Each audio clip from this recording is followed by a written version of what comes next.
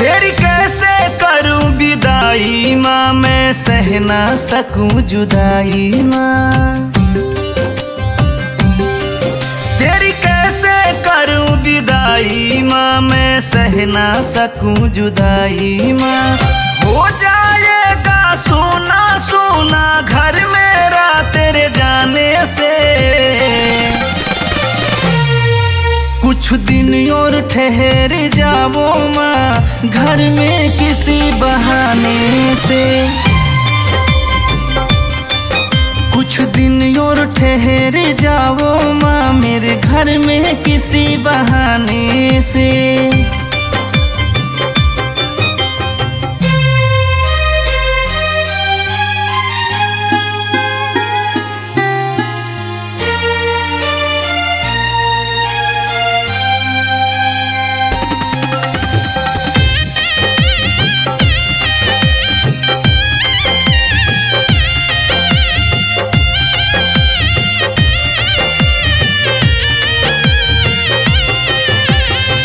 मन में तेरी छवि बसी है, कैसे तुम्हें भुलाऊंगा।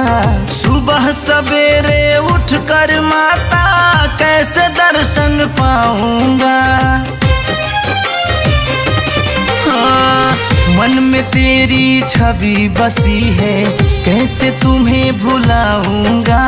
सुबह सवेरे उठकर माता, कैसे दर्शन पाऊंगा। मिल जाती है मुझे तसल्ली दर्शन तेरा पाने से।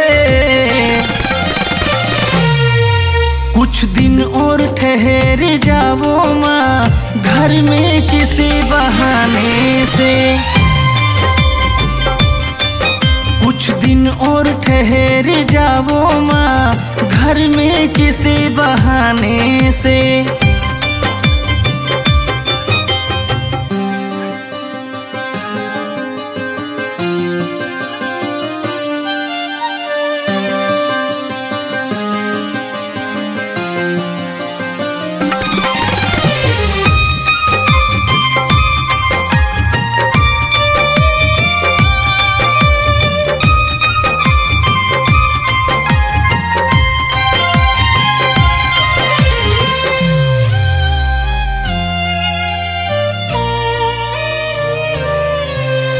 बिना तुम्हारे मेरी अखियाँ रहेगी निस दिन रोती माँ।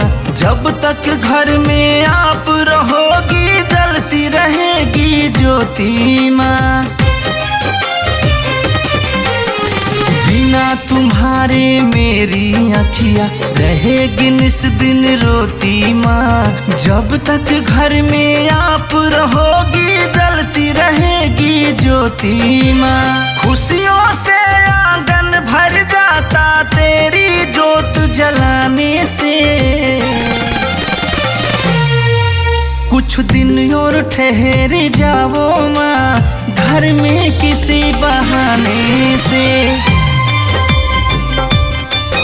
कुछ दिन और ठहर जाओ माँ, मेरे घर में किसी बहाने से।